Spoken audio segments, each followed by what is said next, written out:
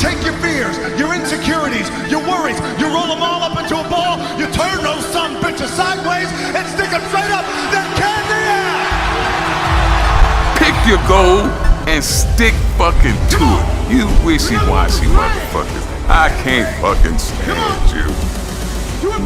I wanted to make sure that out of the 24 hours of the day, that I don't waste one single hour. Those hours were too precious. And so there I just want to tell people, don't give me this thing, I have a difficult time with the time and I don't have time for this and I don't have that. You have time. You make the time. And now, welcome to the Be Informed, Live Fit podcast, sponsored by FitnessInformant.com.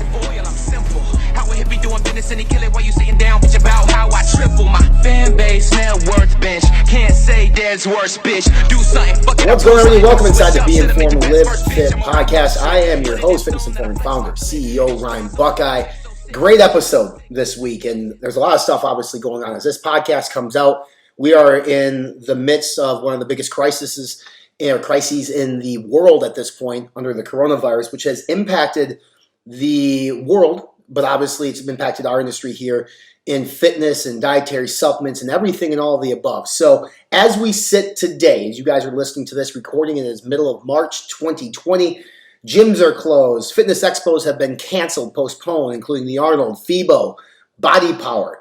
But one fitness expo, one fitness show, which is the Super Bowl of bodybuilding called the Olympia, you may have heard of it, stemming from Las Vegas, Nevada this September, is still full steam ahead. We bring in Dan Solomon. He is the head of the Olympia. He also runs Muscle and Fitness magazine.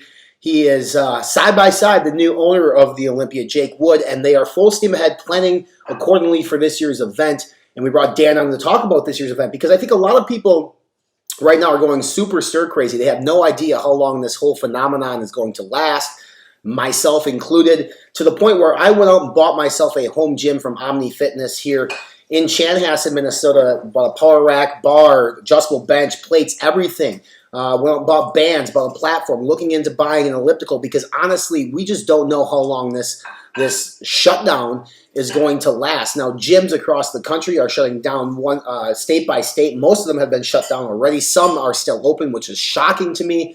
If you are in a state where your gym is still open, by all means, take advantage of that. If not, improvise. Look at our Instagram channel. We've been doing a lot of at-home stuff, and so is everybody else in this space. So this podcast is a special one because it'll be one people go back and listen to and be like, oh, that was during that time when the time of uncertainty. People have no idea.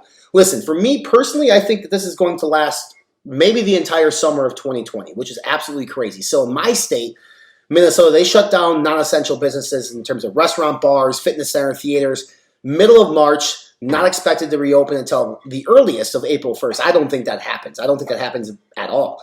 Hence why I went out and spent the money on a home gym because honestly, this is what I need. Obviously, it also impacted the bodybuilding world in terms of the NPC canceling all bodybuilding shows through May 10th, which just so happened to encompass my show on May 9th. So I've been training, I've been on prep for 31 fucking weeks, a long time, and then my show gets canceled. So for me and those of you listening, we are doing a photo shoot April 4th, and that is it. Then I'm going to go back to eating pizza and whatever the hell else I want to do. But it's just crazy. It's crazy. So if you are finding some solidarity in this podcast, Dan's a great guest, talks about the Olympia, talks about everything going on, talks about the attendance, because I think that is something that is widely misunderstood. People just assume the attendance at the Olympia is down. People assume that the Olympia is dying. People assume that the Olympia's biggest competitive threat is Athletic-Con in October by Dwayne "The Rock" Johnson and Danny Garcia. Well, Dan actually talks about that. And we go into detail about his relationship with The Rock, his relationship with Danny Garcia, his relationship with the Lorimer family, which runs the Arnold. And it's very interesting. And it's going to be surprising, I think, to some of you to realize the type of relationship that Dan and crew at the Olympia have with people. It'll be an interesting year. If the Olympia happens, it'll be the first major event within bodybuilding because everything in between has been since postponed or canceled at this point with everything post-Olympia in terms of the calendar. So, I'm excited about it. You guys can buy your tickets now over at the Mr. Olympia website. Obviously, I think people might be waiting because of the uncertainty, but brands, if you're looking to exhibit at the Olympia, you can reach out. They obviously are selling space as if everything is going to be taken care of. And at that point, September, hopefully everything is. But our goal for you here at FI is keep in mind that we encompass your entire fitness journey from A to Z. So we're not just dietary supplements. We're not just workouts. We have recipes. We have nutrition guides. We have fitness articles, tips, and tricks. We have everything to help guide you through your fitness and health journey. That's really what FI has been created on, to create a platform of free educational content in which you guys can be educated, free education, so that way when you approach your fitness and health and wellness journey, you do it from an informed point of view, whether it's dietary supplements, nutrition, workouts, etc. We have you covered, and I'm super proud of the new sector of the website, our recipe section, where we have videos, and you may have seen those overhead videos before on some of the websites or some of the social media channels. We have that now. We're making healthy variations of desserts, healthy entrees that you people can make at home, because a lot of people are locked in their homes right now. You need to eat. That's one thing you need to do. You cannot not eat. If you aren't working out because they closed your gym, that's your choice, but you still need to eat. And here's an opportunity to eat some of the things that most people eat, but in a healthy perspective or a healthy twist. And that's what we do. Head over to fitnessinformant.com for that. Also, we are doing a 60-second supplement rundown each and every Friday on our Instagram and Facebook. If you guys are looking for the biggest supplement news of the week, you can get that recap in 60 seconds. It's pretty quick, to the point, featuring yours truly. So I'm going to shut up and get Dan Salomon over here and talk about the Olympia, because we had a great 40-minute conversation. I hope people are excited for it this year. Obviously, we don't know the status of Kai Green. We don't know the status of Phil Heath. We don't know the status of Sean Roden, who won the 2018 Mr. Olympia and has not been back. But we do know that Brandon Curry is going to be back. We do know that William Bonac, who just won the Arnold, will be back. We do know that Big Ramy will be back. So it'll be an interesting year for the Mr. Olympia. We do know Shaquille O'Neal is going to be there, other celebrities. And I think Dan and Jake and the entire crew at Muscle and Fitness, or at, obviously the Olympia, has some really cool stuff in store. So without further ado, this is Dan Salomon, head of the Olympia, head of Muscle and Fitness. Let's go. The new Gatorade is finally here, and I want to talk about the main difference between Gatorade and the old Unicorn formula. Now, the huge difference is all in the essential amino acids. Now, there are a total of 9 essential amino acids. BCAAs are 3 of the 9, and then there's the other 6. Now, in our old Unicorn formula, we had 1,250 milligrams of the other 6 EAAs. Now we have a grand total of 4,000 milligrams of essential amino acids. Now you're probably thinking, what exactly does that mean? Now, EAAs are actually more efficient at providing the energy necessary for muscles to grow pre, intra, and post-workout. And in times of dieting, or any time that you're just under physical stress, like when you're training, essential amino acids are actually better at creating an anabolic environment and maintaining a high state of muscle protein synthesis. Close that damn door. Let's hit these people with some knowledge. Slap everybody in the ass with some knowledge on Raise Energy. Fact number 1, we have neurotropics added to ours. Alpha GPC and tyrosine. These are active ingredients that actually pass the blood-brain barrier and calls for efficient focus. Next is caffeine. We're the only energy drink company that uses 2 different forms of caffeine. Caffeine citrate to hit you fast, and caffeine anhydrous to hit you slow. Got any pee? Oh, you dropped it. What don't we want? We don't want wrinkles. Sugar causes wrinkles, and that's what we do not want. We have 0 sugar in our Raise Energy. We also have the lowest count of sodium out of all the energy drinks on the market. Make sure you stop and pick up your Raise Energy and demand more.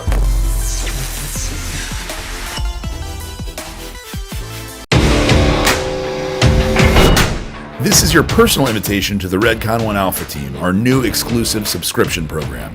Enjoy members-only access to the Alpha Team apparel collection, priority customer service privileges, early shopping on major deals, exclusive flavor selections, and a whole lot more.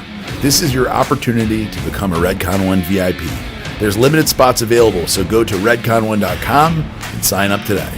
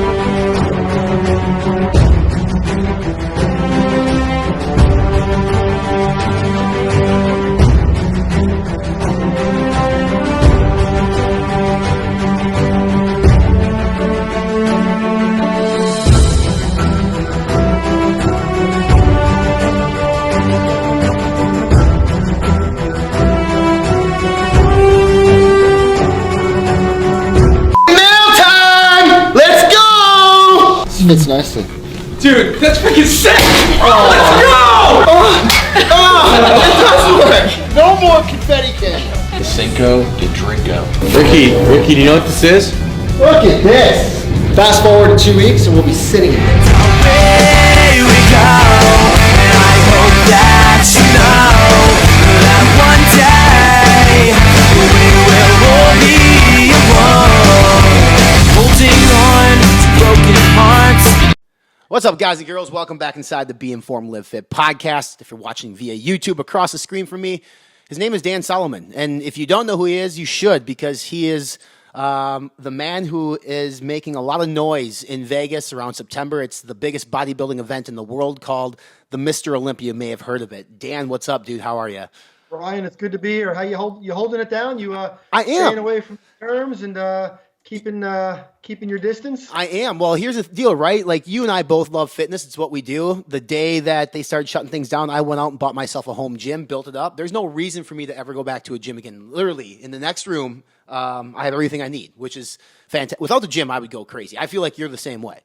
It's funny. There's all these different sectors in the stock market, right? And everybody's trying to figure out how they should invest to take advantage. If there was a sector or a fund that was geared towards indoor fitness equipment, that would be the place to invest, right? Because everybody is loaded up. Hopefully, it'll have a real positive impact on people's lives, because to have a gym in your home is a tremendous luxury. And I know the gym owners don't want to hear about it, but it's certainly not a bad thing for all of us to be set up to be able to train in case of emergency, break glass, right? Yeah, well, I mean, you think about it, right? September is not that far away either. I mean, right now we're recording this, it's middle of March.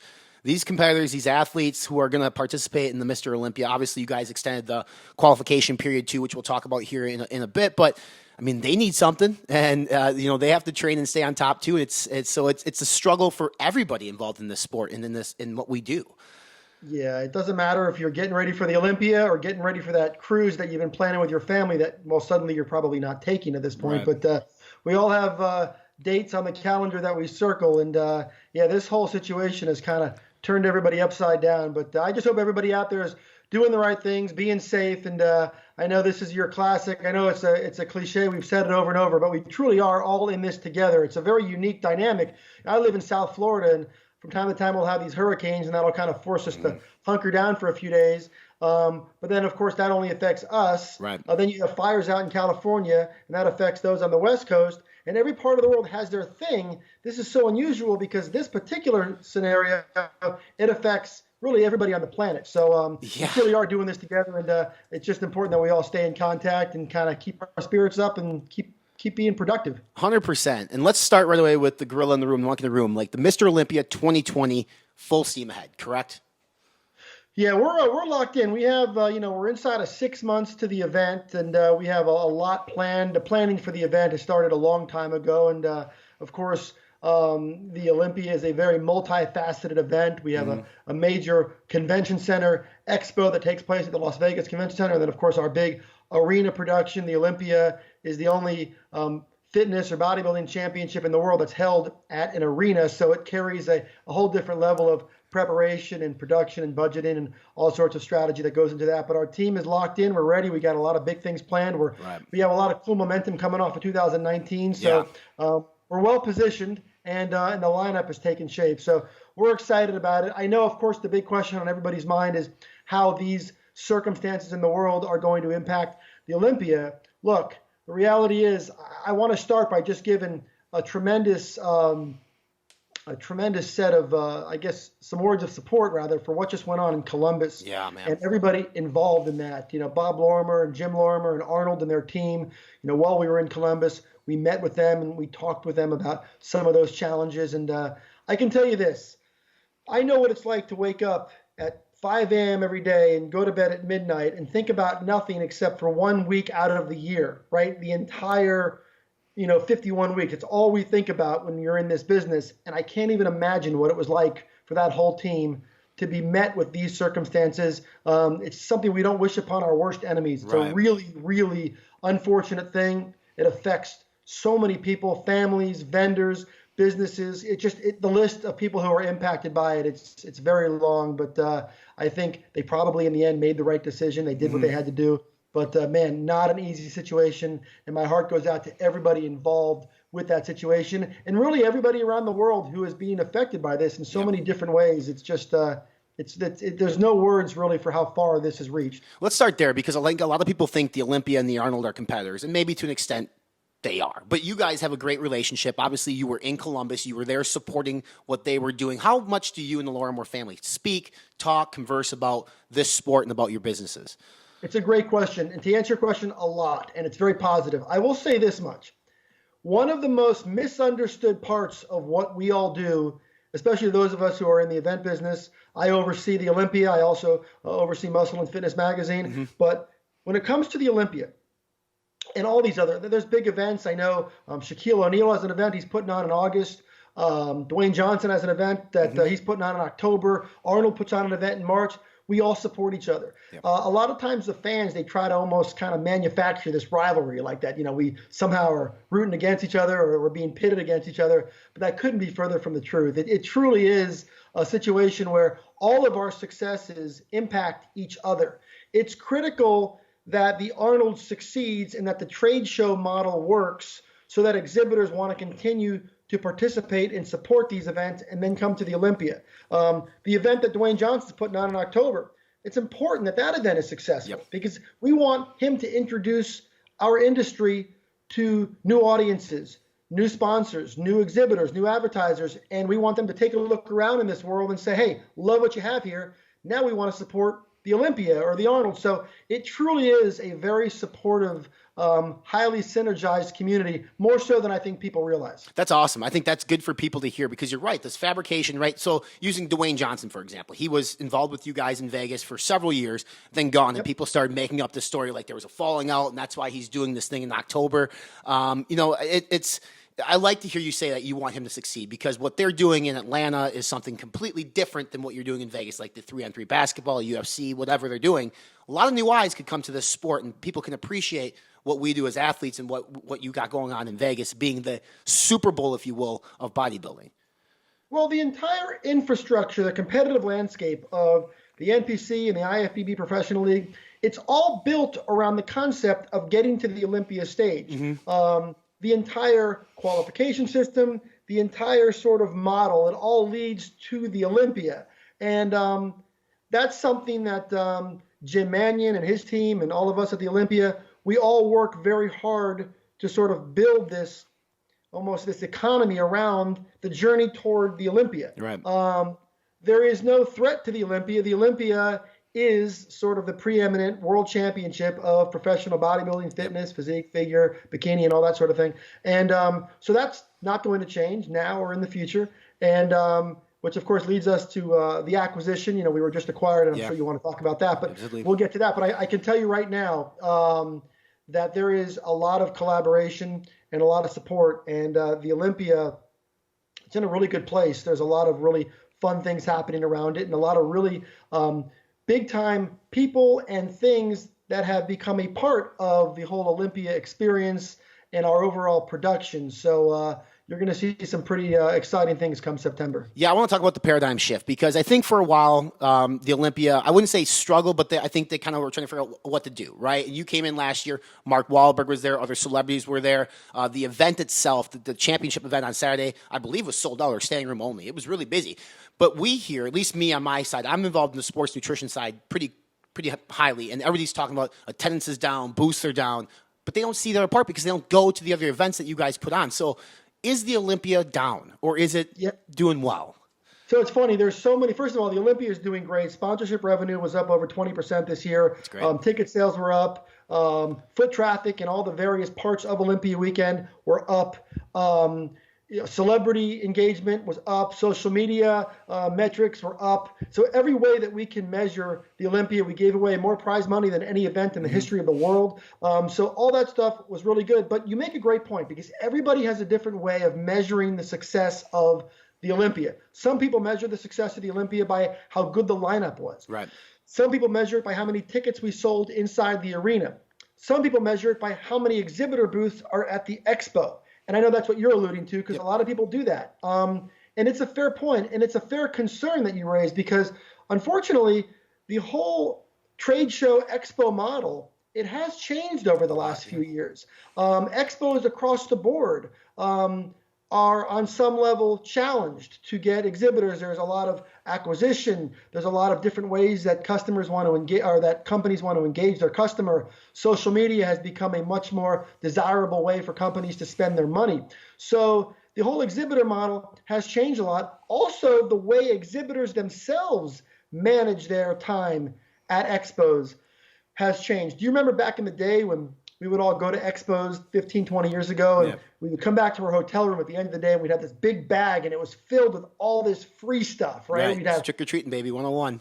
It was fun, man. And on some level, you would leave that event, and you would connect what's in that bag to how much fun you had and how much value you got out of it. Right. And as a result, everybody would leave the event and they'd feel really good. Now what's happened is exhibitors don't really do that anymore. They're not giving away all the free stuff. They're giving away, they're chopping up protein bars, right? And they're doing different things. So as a result, people who go to these expos, they don't feel like they're getting as much value. So then they come home and they say, the expo was down this year. So it's really sort of, there's a lot of things that contribute to the way people respond to an expo. I'll even give you something small. The fire marshal came in a year or two back, and they told us that we had to make the aisles wider at the expo to be compliant with the fire department. Okay, that's great because it makes it easier for everybody to walk around, right? You don't feel crowded. But what does that do? You go to the expo, you come home and you say, it wasn't really that crowded this year because I'm used to being packed like a sardine at these going up and down the aisles. But in reality, the aisles were bigger. So there's a lot of things that go into it. Even the technology that we use to get people into the expo has changed. It used to be where we would have lines going down the street for people to buy tickets to get in. Now we have this whole electronic entry process. So people just go in without having to wait, which is great. But now you don't see the lines as much anymore. So you think that traffic must be down. So there's so many contributing factors to the way people process and measure the success of the Olympia, of the expo. But by and large, things are in pretty good shape. And you are correct. Saturday night at the arena, it was a packed house. And we were especially proud of that because not that we were thrilled by the issues that we had with the lineup. Look, let's face it. The defending champion wasn't in the lineup. Right. Kai Green was nowhere to be found. Phil Heath was home in Colorado. Big Ramy was standing next to me alongside of the stage. So some of the most popular bodybuilders in the world weren't there, and we packed the building. Now, that's something we don't want to see again. We want these guys on that stage. Right. We want to continue to put on the ultimate, production and the ultimate showdown. But there was a lot of experiences that kind of occurred. It was almost a perfect storm with each of 4 or 5 different guys having very unique circumstances that kind of created some issues with the lineup. But overall, we were proud of the weekend, and we're going to grow from it. You have a cool, unique perspective because obviously being with muscle and fitness, going from print to digital, and everything is transitioned into this new digital era. And I think that's these expos and exhibitors are looking at that. I want to say this, though, to the exhibitors listening, it's also on you to create a consumer experience at this event. You can't rely on Dan and team to create the experience within the expo hall for you. Your booth should be an experience. I always look at Animal and Universal, what they do at the Arnold with the cage. That's an experience. That's cool. Fans want to be part of that versus just staying in line, getting free supplements. The same can be said about the professional bodybuilders that step on stage for you that weekend. You have a platform to build a personality, to build your own brand called social media. A lot of these guys aren't doing it, and that's fine. But then if anybody wants to complain about there's no personalities, these guys can step up and do it. And what I like is some of these men's physique guys, like Andre and Brandon and these guys, they're speaking, they're talking. Not that it has to be WWE style, but they can inject excitement into Saturday night that'll help you guys obviously too, and help pack that arena full of people who are excited to see. Like Phil and Kai, when they had their thing, people wanted to see that. It was fun to see. So I think there is an ode to the brands and to the athletes as well to help elevate everything else with them too. And I don't know if you feel the same way. And especially in a world right now, look, we've gotten to the point where we become so social media dependent that a lot of companies have really lost the art of connecting with customers. And I'll tell you what, we've had a lot of companies, a lot of vendors, a lot of brands that have decided to stop exhibiting, not just at the Olympia, but at events around the world. And eventually they come back because they realize, look, you can obviously reach large numbers via social media, but it's very powerful when you have opportunities to be in front of 20, 30, 40, 50,000 fitness enthusiasts right in front of you, because there's so much value in that connection that you form with the customer in terms of being able to tell your story, being able to collect valuable footage for your social media initiatives. There's just tremendous value in being there. And I'll tell you, I can't tell you how many times these companies that take a year or two break from whether it's the Olympia, the Arnold, the Fit Expo, whatever event it is around the world, they end up ultimately coming back because they realize that they have created a disconnect. They become overly dependent on social media and digital advertising and all that, which is important too. But you can't stop touching your customer. That's the thing that expos allow you to do. And expos allow you to do that in probably one of the most efficient ways, because seldom are you going to get that concentration of fitness enthusiasts in one place at the same time. So I think companies are starting to realize that it's still important, but it's every marketing director has their own philosophy. So we just kind of roll with it. Some damn millennials. It's all us millennials ruining everything. Let's talk about the biggest news in the last couple months, right? AMI sells the Olympia Flex Muscle and Fitness to a man by the name of Jake Wood, who is no stranger to bodybuilding, Wings of Strength. A lot of people probably, if you don't recognize that, look at your local bodybuilding competition poster. A lot of times it's on there. Like he's promoting these bodybuilding shows. He's an advocate for the sport, loves the sport. You guys have a great relationship. How excited are you to have Jake there alongside you and helping you navigate this ship? So I'm going to be really candid. And I'm not saying this now just because Jake now owns the event, but this is the truth. Jake is as genuinely, authentically passionate about the fitness and bodybuilding community as anybody you'll know. This guy lives, eats, and breathes a real love of bodybuilding.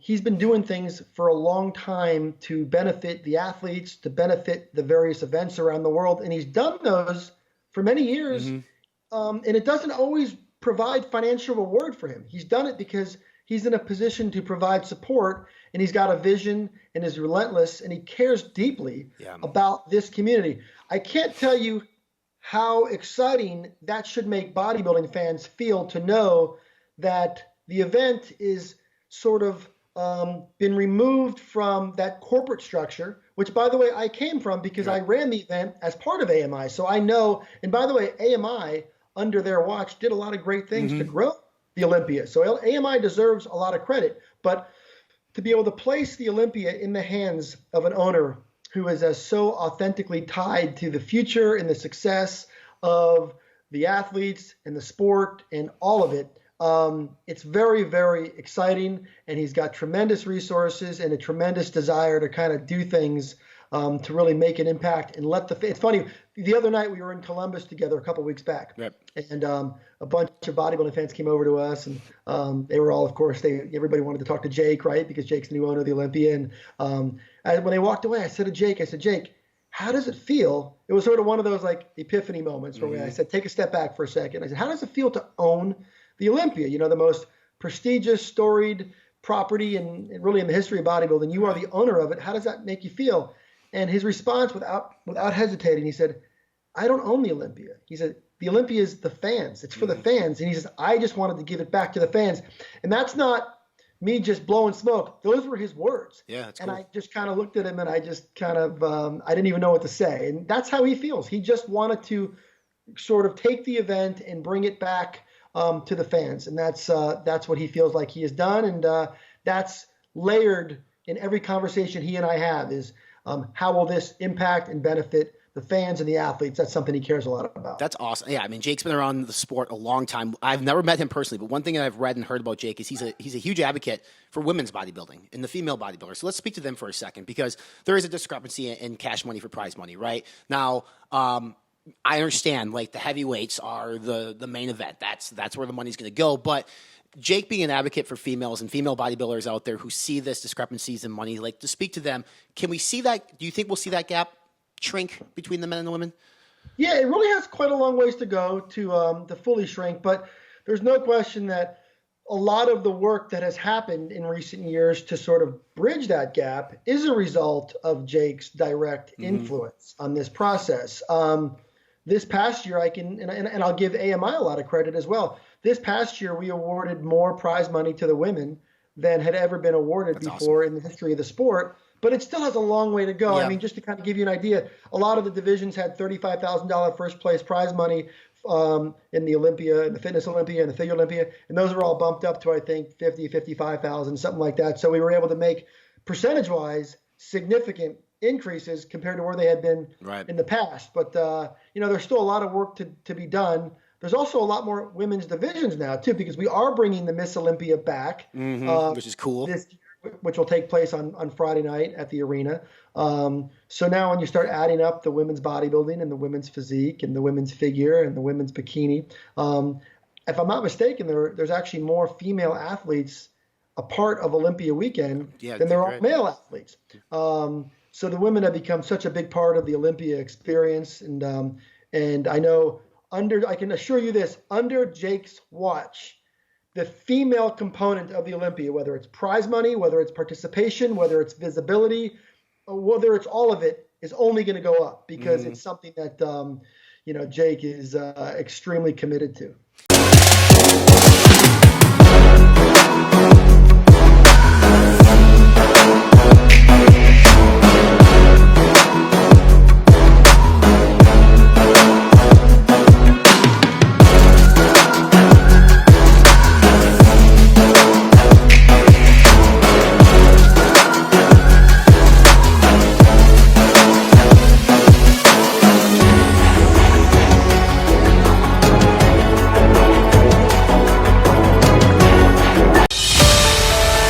Adding my product is going to help you get to where you want to be. 5%ers is 5% of the people in the world that are willing to do whatever it takes to reach their goals.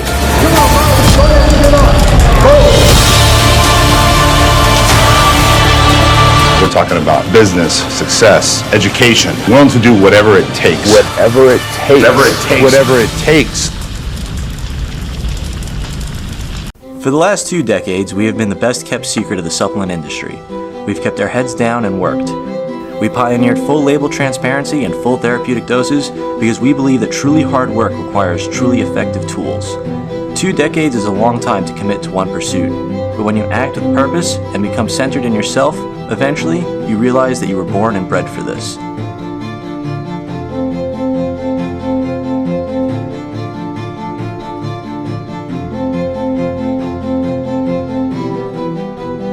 The things you once thought impossible, you now do every day. We don't like the easy way, it just doesn't feel right. We'll take the long, hard road over a shortcut any day. It takes longer, sure, but in the end, you know you earned it. And with the right team behind you, pushing yourself further than you've ever been would be just another afternoon doing what you love most. I've spent most of my life chasing what's termed as unattainable. An obstacle in my path, I torment it. Any limitation trying to control my environment, I tame it. Any excuses, I transform into commitments. The haters, they're too small for me to even see. For 28 months before Cage Muscle even released, I broke myself against the will to identify, track, test, and trial the ultimate resources available in human existence to bring you something the world has never seen. Change is upon us. Don't justify your complacency. Evolve with me. Part animal, part machine. I'm Chris Gethin, and I am Cage Muscle.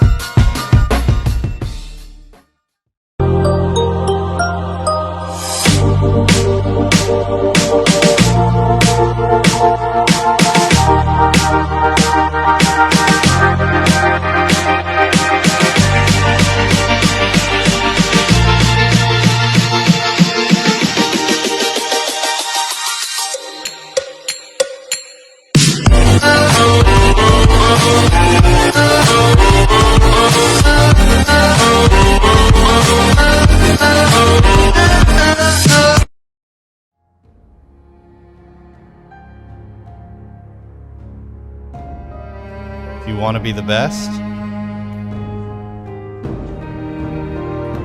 you can't wait for permission.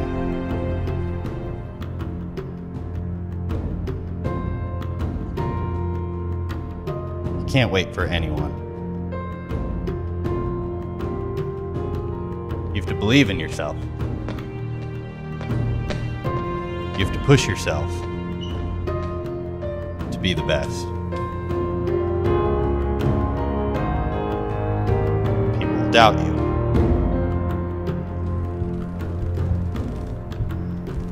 People will say you're crazy. People will want to see you fail. And don't believe anyone that says you can't. There will be times when you want to give up. Don't.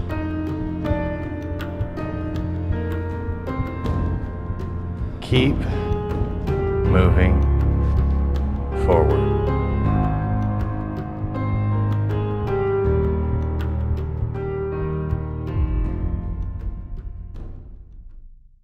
Shaquille O'Neal, brand ambassador this year. He was actually, I think, in Vegas last year, wasn't he, for the event? Or at least he was touting it, showing off some pictures of his abs.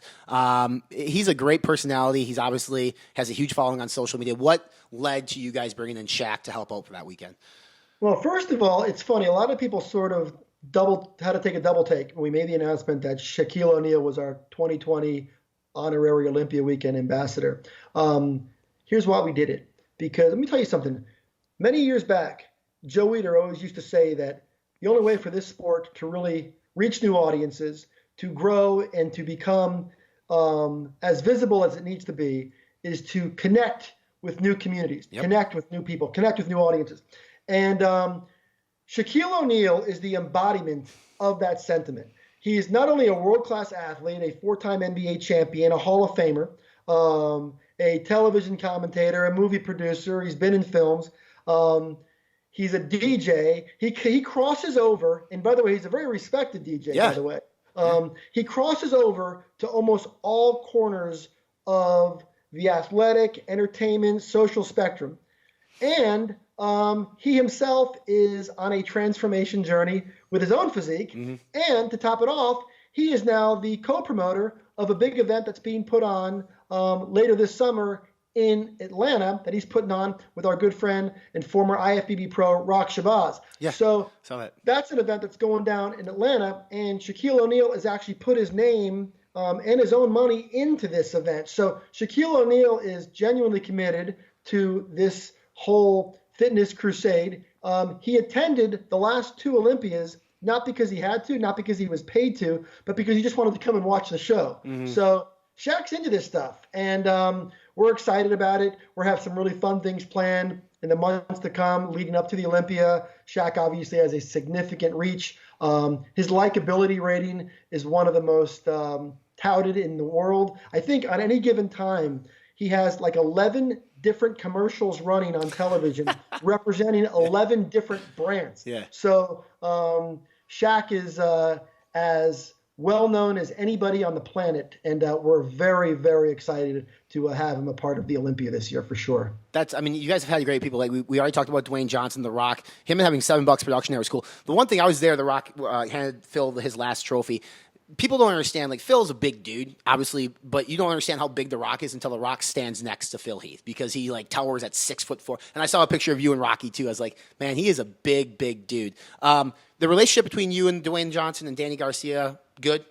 Yeah, it's great. In fact, when they first decided they were going to do this last summer, when the buzz started to pick up, I know Danny and I had a conversation, and we talked about sort of pledging support to each other, whatever we could do for each other. I mean, it's a unique situation because I think at the time that we had the conversation, we were getting ready for the 2019 Olympia. So there was actually going to be two Olympias held before their event was even going to take place. So it's kind of a unique dynamic, but we let them know. In fact, we actually invited them to the Olympia to actually have Dwayne himself announce their event on our stage. Wow. Okay. Yeah, we were going to do that. Unfortunately, he had a conflict. I think shocking. I don't know if it was a movie or he was getting married. One of the two. Something was going on, but he was unable to make it. But yeah, we're very supportive of them, and I know that really. I think you just said it earlier in this interview. there's really not a lot of similarities between the events. I mean, I know in the bodybuilding world, there's a lot of focus on the fact that, they're having a bodybuilding contest, which is cool because there's a relationship there between the NPC and Danny, and I'm glad that they're doing that. But it's not, and I'll just be honest with you, it's not my place to talk about that event because I don't know everything that they're doing. But I will tell you the things that they have planned for that event. It's a very healthy living lifestyle. Exactly. It's a different type of an event. Has very little in common with what we're doing, and it's going to appeal to a very different audience. It's a completely different part of the country. It's on one coast, ours is on another coast. So there's not a whole lot of overlap. Right. A lot of the exhibitors and sponsors that will support their event will be very different from the companies that we work with. And so it's really not something that we view as any sort of competition. But to answer your question, yeah, the relationship is fine. We're hoping what they're doing is successful. Obviously, right now, we're all in a situation where with these unique circumstances that we find ourselves in dealing with this virus and sort of all the travel restrictions, and it's a tough situation, and they know they have our support, and I'm hopeful that they're able to move forward with it and to do all the things that I know they're envisioning.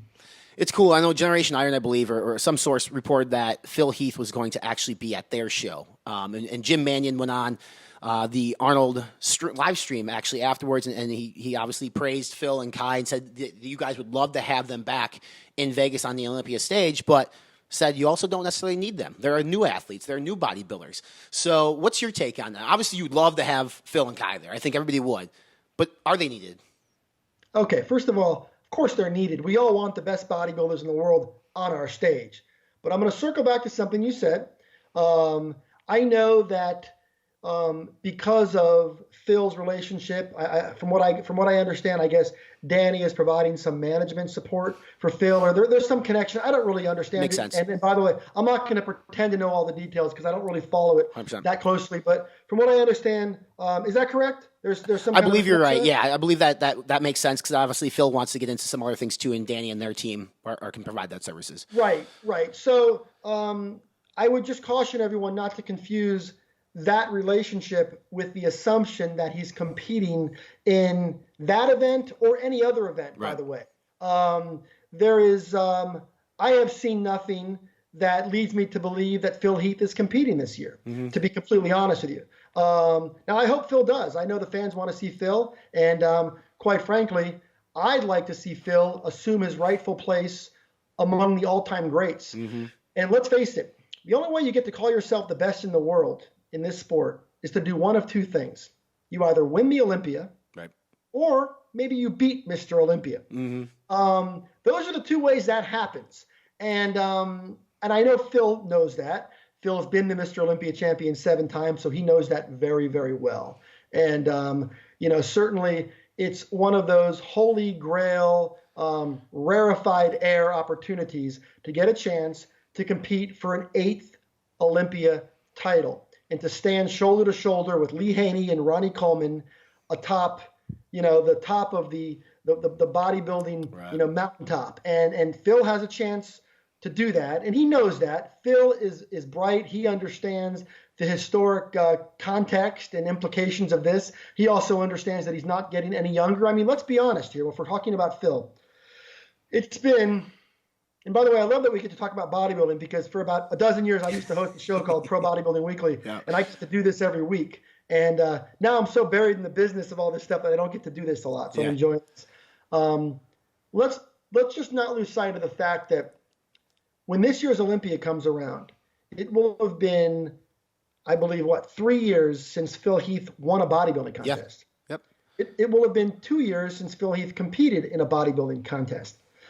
So it's not a foregone conclusion where Phil's physique even is at this point. The Phil Heath that we all, that dominated when he was 36, 37, 38 years old, it's going to be a different physique. Now, it doesn't mean it can't be better.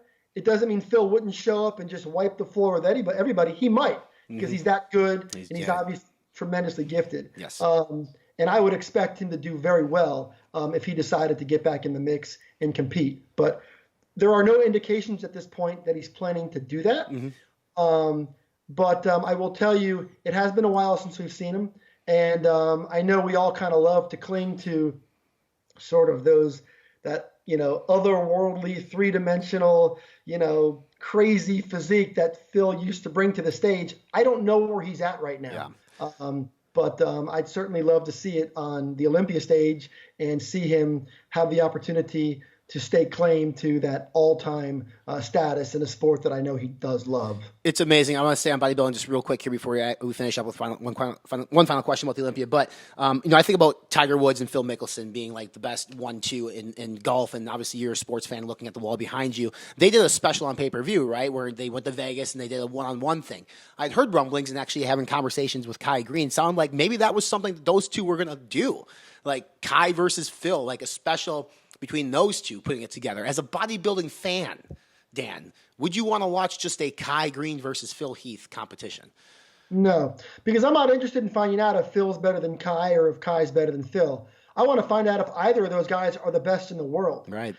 Because, like I said, we just said it's been 3 years since Phil won a contest. How long has it been since Kai Green won a contest? Right. You got to go back even further. And there's guys right now on that stage that are pretty darn good. Really good. And, I know that at this year's Olympia, we have Flex Lewis coming back to awesome. make his, big return in the big Mr. Olympia division. Of course, this is Dexter Jackson's going to make his final Olympia at this year's Olympia. So that's going to be an incredibly emotional kind of must-see experience. But I know Brandon Curry, he reads all the press clippings. He knows how people disrespected his victory. And he also knows what he needs to do to be better. And I've talked to him, and he's going to be very, very dangerous. As is William Bonac, as is Big Ramy, and these guys are going to come ready. And there's still talk that we're trying to get Hadi Chupan back to this contest again, if we can make that work. So, like I said, I'm more interested to see if Phil and Kai can beat not just each other, but everybody else. And I think it's a bit naive at this point to just assume that those two guys here and now are the best in the world. We don't know that. Well, that's the thing, and that's where the disrespect comes, I think, for Brandon Curry last year. Is a lot of people said if Phil or Kai would have been in the competition, they would have won. And I can't imagine how that would have felt. Winning Mr. Olympia, the returning champion is not there. But now you got the fans saying, well, if Phil and Kai were here, then that would just... Yeah, I can understand why he's got this burning fire in him to bring the best package possible come September for sure. I want to ask you one final question here. Obviously, you alluded to Flex and Dexter. It's going to be such a great year in 2020, and the Olympia has been held in Vegas for 20-plus years now, right? And I know it's a headache for you on the business side, playing a single city. Would you guys ever consider at some point in the future doing a Super Bowl type thing, traveling again, going to like New York City, London, different cities and hosting the largest bodybuilding expo / competition in the world, making more of a destination event outside of Las Vegas? Or is Las Vegas the home for the foreseeable future? Look, we're always looking each and every year. We evaluate everything. We evaluate logistics, hotel, arena, convention center. I know there's always been sort of a desire to have it all in the same structure, in the same building. That provides a lot of logistic value for us, a lot of convenience for the fans as well, and that's especially important. Las Vegas has been a great home for the Olympia for many reasons, in many ways, and for a very long time.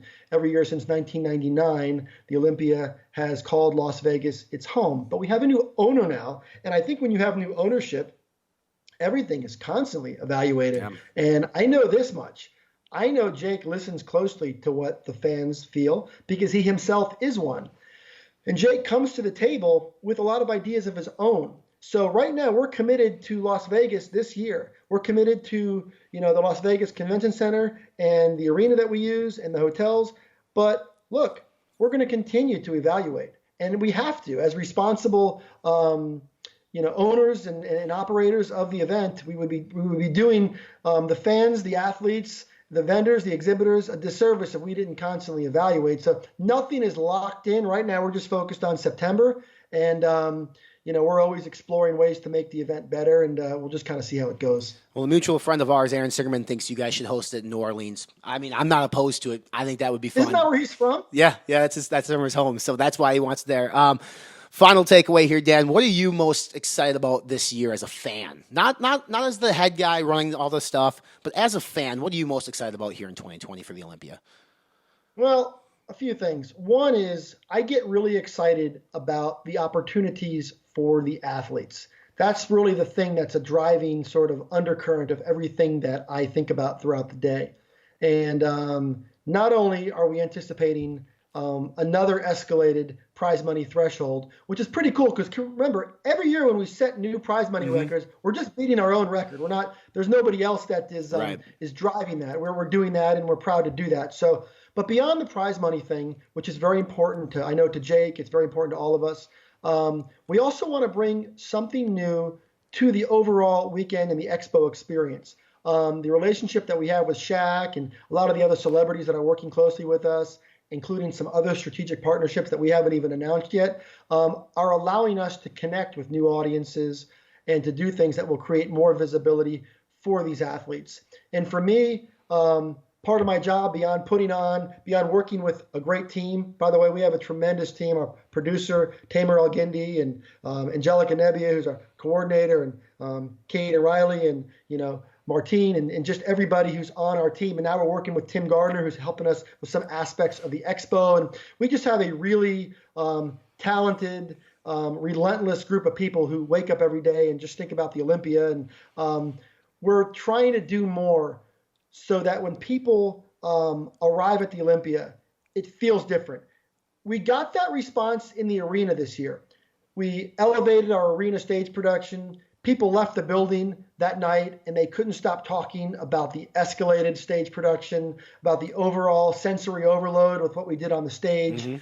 And I want to make sure that people respond that same way to every other part of the weekend, including the expo. And that's something we have to do a better job of. And we have some pretty cool ideas. But at my core, though, I'm a bodybuilding fan, just like you. The thought of seeing Brandon Curry and William Bonac and Big Ramy and Flex Lewis and Dexter Jackson taking his final bow. And, I get goosebumps just thinking about it. And these women's divisions have gotten so good. The return of the Miss Olympia. Really There's cool. People out there that are going to be emotional when they see those women come back out after 5 or 6 years of basically not being a part of it. And that's going to be pretty cool too. And of course, the Bikini Olympia is getting better and better because these women are getting more and more part of mainstream culture. And that's exciting as well. So yeah, there's a lot that we look forward to. And my question to you is, will you be in the building this year? Yeah, I will definitely be there the entire time. Good. I will be there Wednesday through Sunday. I probably won't remember Sunday, but or Saturday night and Sunday morning maybe, but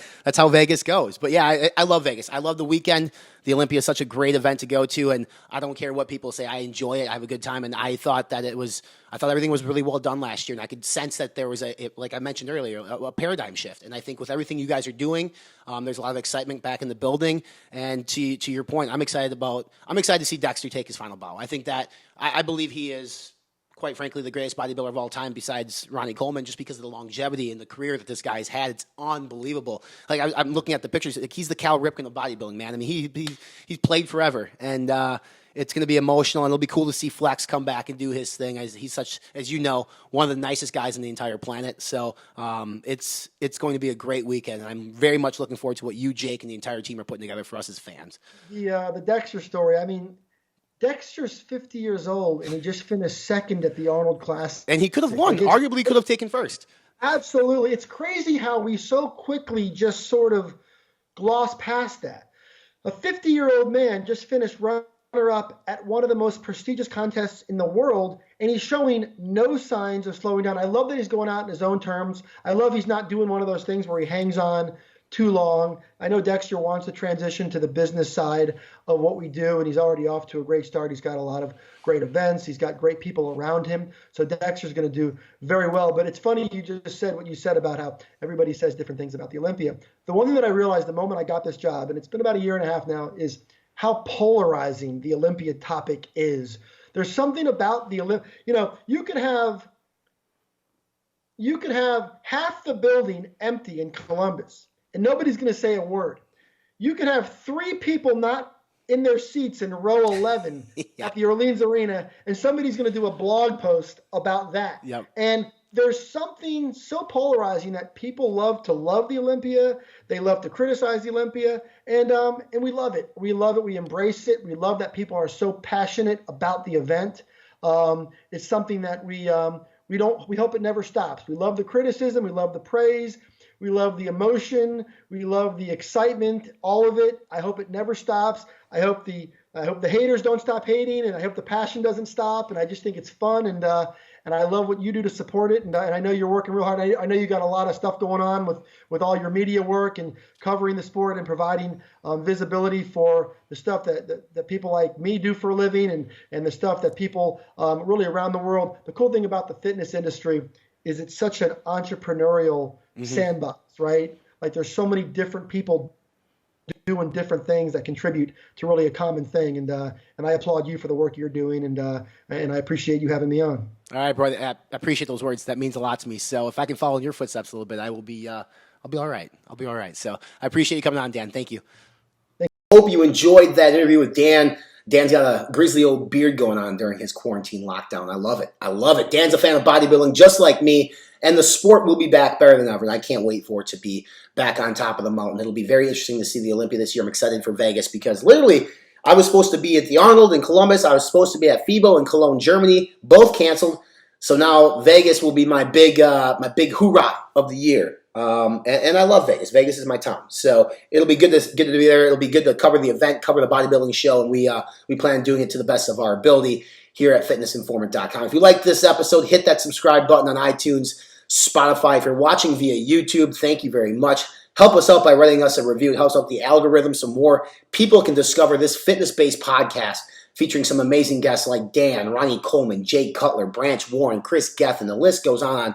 Regan Grimes. I mean, I could keep going and going with the cool people that we've had on here. Ashley Horner. Literally, so many good people and role models within fitness. Hit that button. Share it with your friends via social. We are on Facebook, Instagram, Snapchat, Twitter, and TikTok. And check out everything that's going on over at fitnessinformant.com during this downtime. We're still staying busy, putting out the most engaging educational content that we absolutely can. I have never been so proud of where we're at as a brand right now in terms of the content that we're putting out. Quite frankly, nobody in the space can touch us right now. And that's not a cocky comment. That's just a confident comment that we are doing things that nobody else is doing because they can't. You know, we live, breathe, and this is what we do. This is our life. This is our lifestyle. We put it on blast and showcase for people out there to take tips and tricks from us so that way they can implement them into their lives, live healthier versions of their lives, especially during times like this. Be kind to one another, help out people, support small businesses, and just be safe. Be safe is the biggest thing, and take care of yourself. Until next week, I am F5 Founder CEO Ryan Buckeye. Thank you so much for tuning in. Everybody, let's fucking go.